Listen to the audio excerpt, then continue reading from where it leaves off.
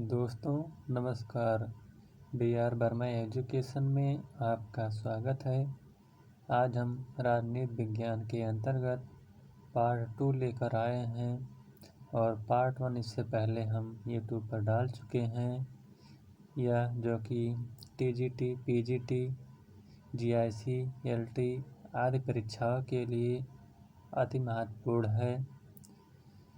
तो चलिए शुरू करते हैं। वीडियो अच्छा लगे तो वीडियो को लाइक, शेयर और चैनल को सब्सक्राइब करिएगा।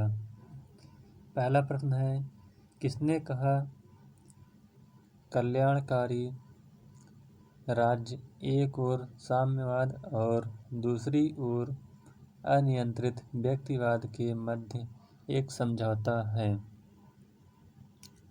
तो इसका सही उत्तर हो जाएगा आपका ऑप्शन नंबर सी, हाबमैन।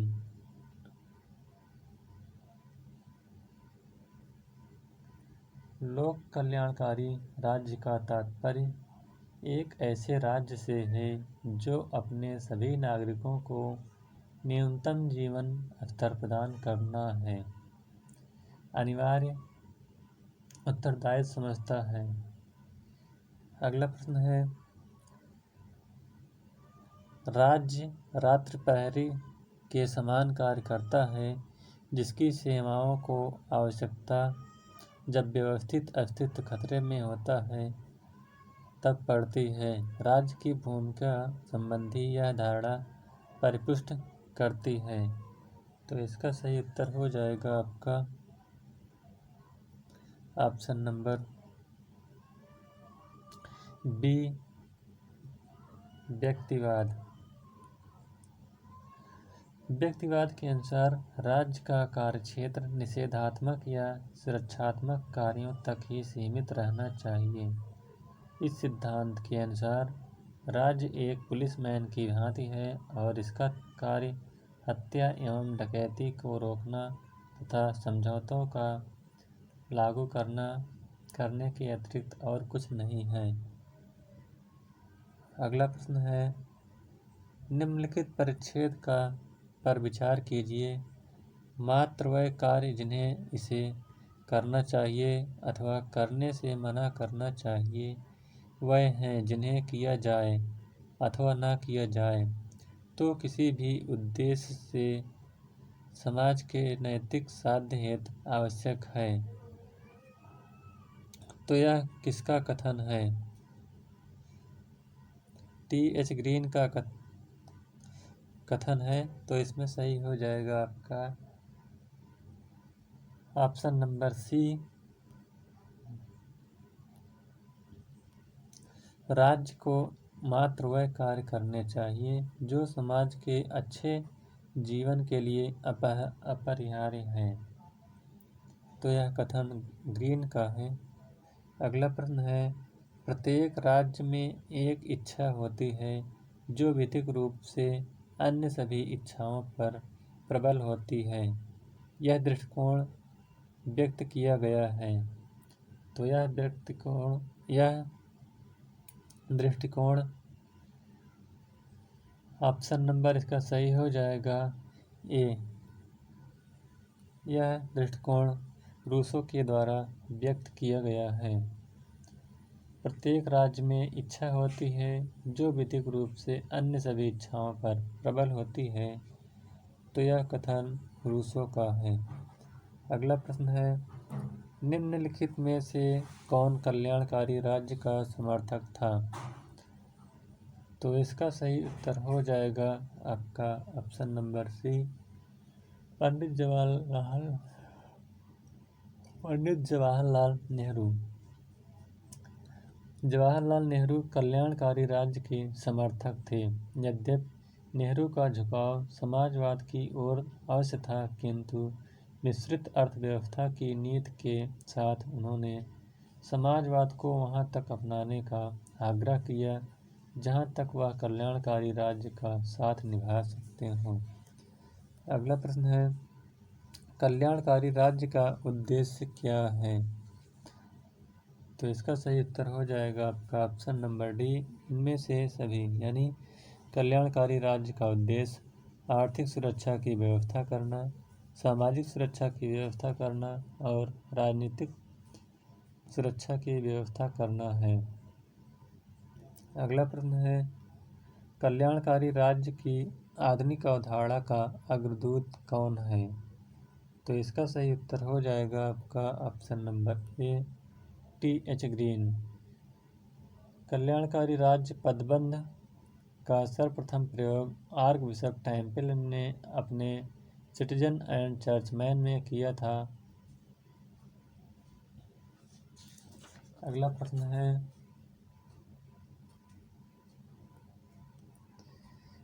कल्याणकारी राज्य की अवधारणा का सैद्धांतिक स्रोत क्या है?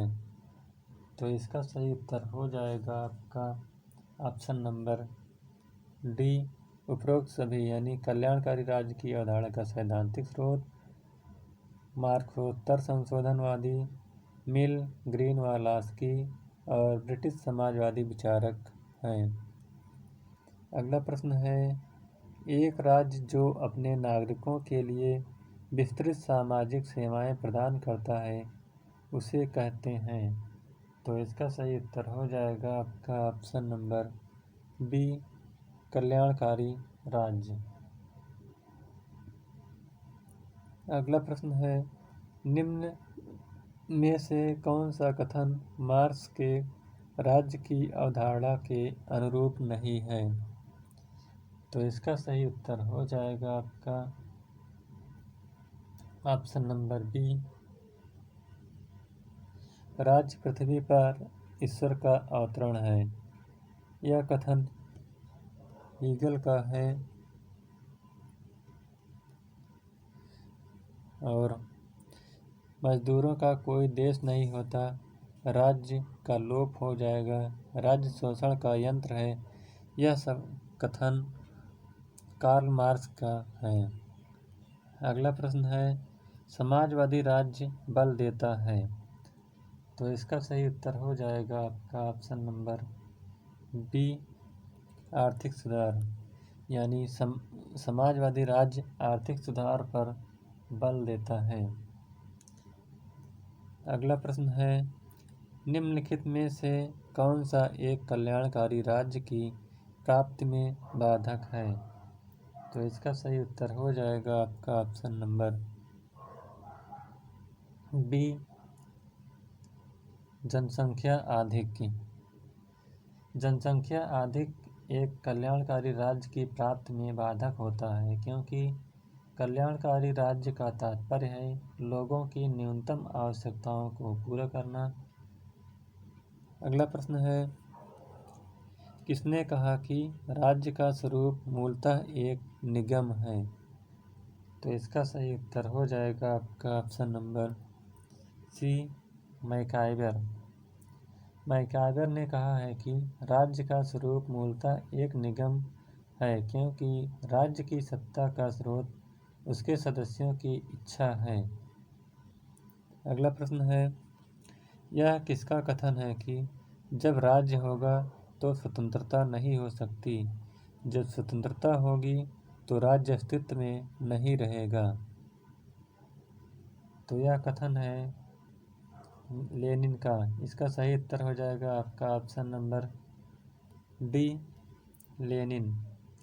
लेनिन ने कहा है कि संक्रमण काल में राज्य बना रहेगा, परंतु वास्तव में जब सर्वहारा के अधिनायकवाद को एक प्रकार का राज्य होने की मान्यता मिल जाएगी तब स्वतंत्रता नहीं होगी। यदि स्वतंत्रता का अस्तित्व होगा तब कोई राज्य नहीं होगा। अगला प्रश्न है, यह किसका कथन है कि जब राज्य होगा तो स्वतंत्रता नहीं हो सकती, जब स्वतंत्रता होगी तो राज्य अस्तित्व में नहीं रहेगा? तो यह कथन है लेनिन का। क्वेश्चन रिपीट हो गया है। अगला प्रश्न है, किसने इस बात पर बल दिया कि राज्य सर्वोच्च नैतिकता का प्रतिनिधित्व करता है? तो इसका सही उत्तर हो जाएगा आपका option number B, Kant. Germany के इमैनुअल कांट को आधुनिक आदर्शवाद का पिता माना जाता है। उसकी मान्यता है कि राज्य सर्वशक्तिमान, त्रुटिहीन तथा सार रूप में ईश्वरीय संघ है। सारी सत्ता ईश्वर की होती है। उनकी सत्ता का आज्ञा पालन करना पवित्र कर्तव्य है, चाहे उसकी सत्ता अवैध हो तथा यह किसी अपहर्ता के पास हो। अगला प्रश्न है, मानव समाज के माध्यम से संबंधित व्यक्तियों का बालू का ढेर नहीं बल्कि समूहों का ऊर्ध्वगामी पद सोपान है। तो यह कथन है फिगिस का। ऑप्शन नंबर ए फिगिस इसका सही हो जाएगा। J.N. फिगिस ने बहुलवाद को चर्च के संदर्भ में लागू किया, जिसका विशेष व्यक्तित्व है। उसने यह विचार प्रस्तुत किया कि चर्च के सामूहिक व्यक्तित्व का अस्तित्व राज्य की कृपा के कारण नहीं, क्योंकि चर्च के पास व्यक्ति की तरह आत्मविकास की शक्तियाँ हैं। अगला प्रश्न है, चेबाइन के अनुसार वह दार्शनिक कौन है जिसने सर्वप्रथम राज्य को वह अर्थ प्रदान किया जो आधुनिक राजनीतिक व्यवहार में उसके साथ जुड़ गया। तो इसका सही उत्तर हो जाएगा आपका ऑप्शन नंबर डी, मैकियावेली। सबसे पहली बार मैकियावेली राज्य को एक ऐसी सर्वोच्च संस्था के रूप में चित्रित किया जो उसमें पाए जाने वाले सभी संघों, समुदायों और व्यक्तियों से सर्वोपरि होता है। अगला प्रश्न है, कल्याणकारी राज्य लैंगिक दृष्टि से विभाजनकारी तथा पुरुष सत्तात्मक प्रकृति का है। तो यह कथन हो जाएगा इसका सही ऑप्शन नंबर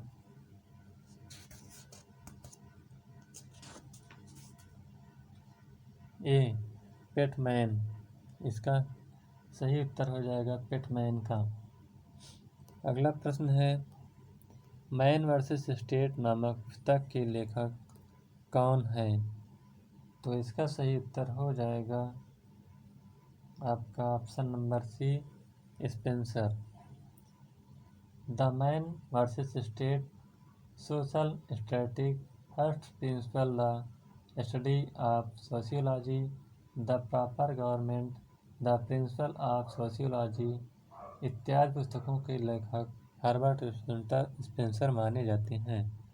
अगला प्रश्न है, निम्नलिखित में से किस विचारक के बारे में यह कहा जा सकता है कि उसने आधुनिक लोक कल्याणकारी राज्य के सिद्धांत का मार्ग प्रशस्त किया। तो इसका सही उत्तर हो जाएगा आपका option number B, T.H. Green. T.H. Green ने 3 बड़ी बुराइयों यानी अज्ञानता, गरीबी व नशाखोरी के उन्मूलन पर बल दिया और इस प्रकार उसने कल्याणकारी राज्य के सिद्धांत का मार्ग प्रशस्त किया। अगला प्रश्न है, पॉलिटिकल मैन नामक पुस्तक के लेखक कौन है। तो इसका सही उत्तर हो जाएगा आपका option number D, S.M. Lipset. अगला प्रश्न है, किस प्रथम आधुनिक राजनीतिक विचारक ने विश्व का ध्यान पुलिस राज धारणा से कल्याणकारी राज्य की विचारधारा की ओर आकर्षित किया। तो इसका सही उत्तर हो जाएगा आपका ऑप्शन नंबर डी, लास्की ने। अगला प्रश्न है, राष्ट्र राज्य की अवधारणा निम्न कारकों में से किसके सम्मिलित प्रभाव का प्रतिफल है। तो इसका सही उत्तर हो जाएगा आपका ऑप्शन नंबर सी, पुनर्जागरण, धर्म सुधार आंदोलन व वाणिज्यिक क्रांति। अगला प्रश्न है, यह सत्य है कि जहाँ दमनकारी शक्ति नहीं होती वहाँ राज्य नहीं होता, परंतु शक्ति के प्रयोग से ही राज्य का निर्माण नहीं होता, अन्यथा दस्युपोत अथवा विद्रोहकारी सेना भी एक राज्य कही जा सकती है। यह कथन किसका है। तो इसका सही उत्तर हो जाएगा आपका option number B, Robert MacIver. MacIver के अनुसार यह सत्य है कि जहाँ दमनकारी शक्ति नहीं होती वहाँ राज्य नहीं होता है। अगला प्रश्न है, व्यापारिक राज्य के सिद्धांत को किसने अभिव्यक्त किया? तो इसका सही उत्तर हो जाएगा आपका ऑप्शन नंबर ए, रोजक्राम्स ने।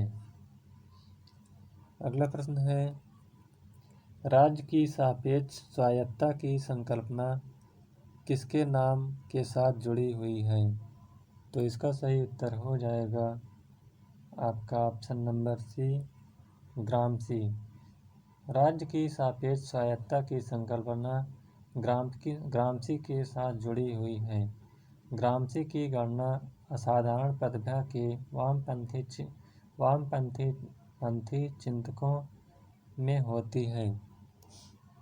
अगला प्रश्न है, जो राज्य पड़ोसी राज्यों को बिना अपने में मिलाए उन्हें अपने अधिकार में और बस में रखते हैं वह हैं।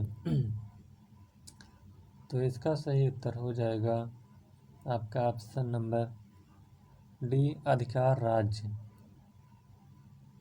अगला प्रश्न है, भारतीय राजनीति को मार्गजन्य व्यवस्था और आदेशात्मक व्यवस्था के बीच संघर्ष का काल किसने माना है? तो इसका सही उत्तर हो जाएगा आपका ऑप्शन नंबर सी, लॉयड और सुसेन रुडॉल्फ ने। अगला प्रश्न है, लॉयड और सुसेन रुडोल्फ ने भारत में राज्य को पॉलीमार्कस माना, इससे क्या अभिप्राय है? तो इसका सही उत्तर हो जाएगा आपका ऑप्शन नंबर ए, विभिन्न रूपों और अभिविन्यास के व्यक्ति के रूप में। अगला प्रश्न है, अर्धराज्य क्या है? तो इसका सही उत्तर हो जाएगा आपका ऑप्शन नंबर ए, ऐसा राज्य जो क्षेत्राधिकार परक राजत्व से संपन्न हो परंतु अनुभव परक राजत्व में अत्यधिक विपन्न हो। अगला प्रश्न है, भारत में राज्य राजनीति का अध्ययन निम्नलिखित में से किसने सर्वप्रथम प्रारंभ किया? तो इसका सही उत्तर हो जाएगा आपका option number D, Myron Weiner ने। अगला प्रश्न है, यह किसने कहा कि राज्य मानवीय गतिविधि है जो प्रदत्त क्षेत्र के साथ भौतिक बल के वैध उपयोग के एकाधिकार का सफलतापूर्वक दावा करता है? तो इसका सही उत्तर हो जाएगा आपका option number D, max weber. अगला प्रश्न है, राज्य समाजों का एक समाज है, यह कथन किसका है? तो इसका सही उत्तर हो जाएगा आपका ऑप्शन नंबर बी, लिंडसे का। अगला प्रश्न है, निम्नलिखित में से कौन एक सही सुमेलित नहीं है? तो इसका सही उत्तर हो जाएगा आपका ऑप्शन नंबर बी, राज्य स्वयं में प्रकृति है, यह सुमेलित नहीं है। इसके अलावा राज्य व्यक्ति का बृहद रूप है, प्लेटो, यह सुमेलित है। राज्य एक ईश्वरीय कृति है, यह हीगल का है। और राज्य शक्ति है, यह ट्रीटस्के का है। अगला प्रश्न है, निम्न में से कौन एक प्रथम राजनीतिक चिंतक था जिसने हमारा ध्यान एक लोक कल्याणकारी राज्य की अवधारणा की ओर आकृष्ट किया? तो इसका सही उत्तर हो जाएगा आपका ऑप्शन नंबर सी, लास्की।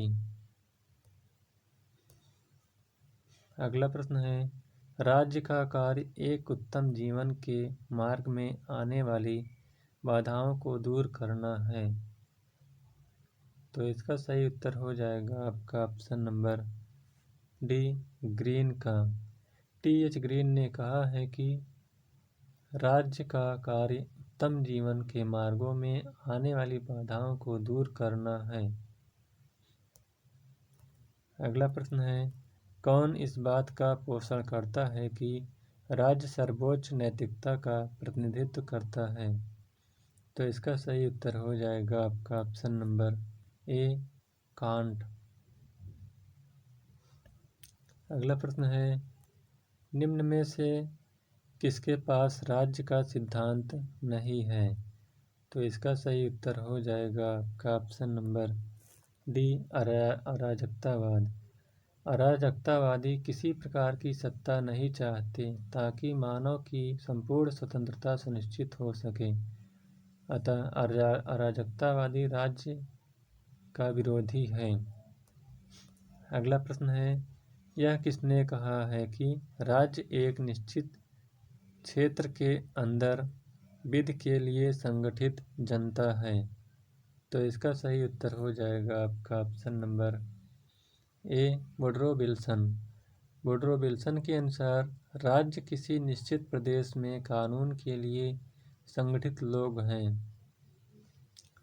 अगला प्रश्न है, निम्नलिखित में से कौन एक राज्य की अत्यधिक प्रशंसा करता है? तो इसका सही उत्तर हो जाएगा आपका ऑप्शन नंबर सी, आदर्शवादी। आदर्शवादी सिद्धांत में राज्य की अत्यधिक प्रशंसा की जाती है। आदर्शवादी सिद्धांत राज्य को प्राकृतिक व नैतिक संघ तथा व्यक्ति को राजनीतिक समुदाय का अभिन्न अंग मानता है।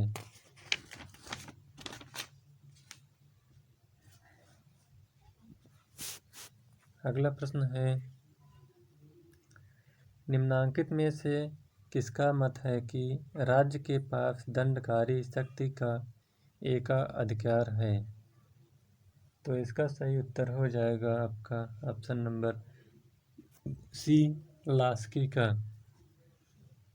अगला प्रश्न है, सामाजिक समझौता के सिद्धांत के साथ संप्रभु राज्य की अवधारणा को किसने संयुक्त किया? तो इसका सही उत्तर हो जाएगा आपका ऑप्शन नंबर बी, हाब्स ने। अगला प्रश्न है, निम्नलिखित में से किसने भूमि को राज्य का आवश्यक तत्व नहीं माना है?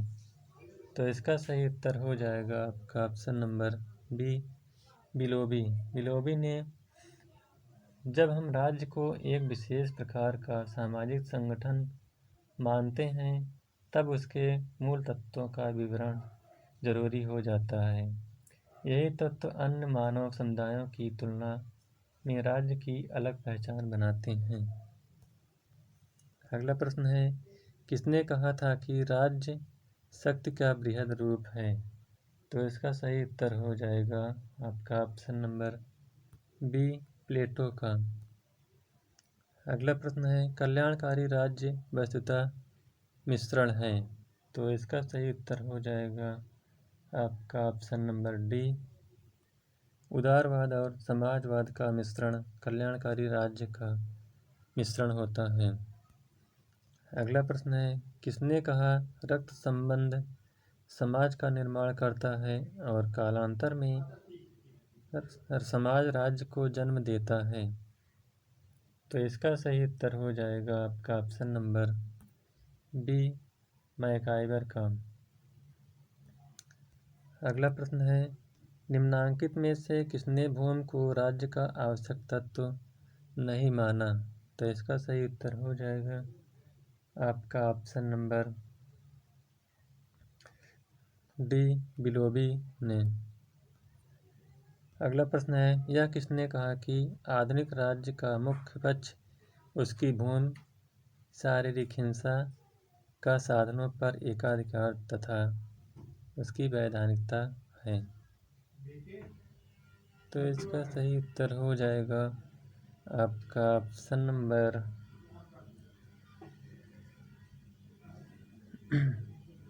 सी, ब्लंटसली।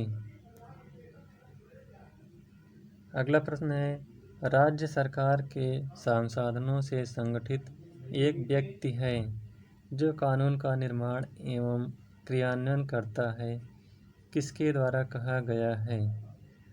तो इसका सही उत्तर हो जाएगा आपका ऑप्शन नंबर सी, डायसी का। अगला प्रश्न है, कल्याणकारी सिद्धांत विश्वास करता है कि राज्य एक क्या है? तो इसका सही उत्तर हो जाएगा आपका ऑप्शन नंबर ए। कल्याणकारी सिद्धांत एक राज्य में विश्वास राज्य के माध्यम से विश्वास करता है। अगला प्रश्न है, राज्य शब्द का आधुनिक अर्थ में प्रथम बार प्रयोग किया गया था। तो इसका सही उत्तर हो जाएगा आपका ऑप्शन नंबर बी, मैकियावेली। अगला प्रश्न है, निम्न में से राज्य का कौन सा सबसे महत्वपूर्ण तत्व है? तो इसका सही उत्तर हो जाएगा ऑप्शन नंबर डी, संप्रभुता। अगला प्रश्न है, राज्य का कार्य अच्छे जीवन की बाधाओं के मार्ग में बाधा पहुंचाना है। यह कथन किसका है? तो इसका सही उत्तर हो जाएगा आपका ऑप्शन नंबर डी, ग्रीन का। अगला प्रश्न है, राज्य पृथ्वी पर ईश्वर का पद क्रम है, उपर्युक्त कथन किसका है? तो इसका सही उत्तर हो जाएगा आपका ऑप्शन नंबर सी, हीगल का। प्रमुख आदर्शवादी राज्य पृथ्वी पर ईश्वर का पद क्रम है, यह कथन हीगल का है। ध्यातव्य है कि हीगल प्रमुख आदर्शवादी विचारकों में महत्वपूर्ण स्थान रखते हैं, जिसने राज्य को आत्मा का बृहद रूप माना है। हीगल ने मार्क्स के विपरीत चेतना को सृष्टि के विकास का सार तत्व माना है। अगला प्रश्न है, लोक कल्याणकारी राज्य आवश्यक रूप से संश्लेषण है। तो इसका सही उत्तर हो जाएगा आपका ऑप्शन नंबर सी, उदारवाद और समाजवाद का। अगला प्रश्न है, राज्य सिर्फ समुदाय ही नहीं वरन यह सर्वोच्च समुदाय भी है। तो इसका सही उत्तर हो जाएगा आपका ऑप्शन नंबर डी, अरस्तु। अरस्तु राज्य को समुदायों का समुदाय मानता है। अरस्तु ने राज्य को एक स्वाभाविक एवं प्राकृतिक संस्था माना है, जो व्यक्ति के व्यक्तित्व के विकास हेतु मार्ग प्रशस्त करता है। अरस्तु के अनुसार राज्य परिवार एवं ग्रामों का एक ऐसा समूह है जो व्यक्ति के सद्जीवन की प्राप्ति के लिए बना हुआ है। तो इस प्रकार से यह प्रश्नों की श्रृंखला समाप्त होती हुई। अगर यह वीडियो आपको अच्छा लगा हो तो वीडियो को लाइक, शेयर और चैनल को सब्सक्राइब करिएगा। Thank you.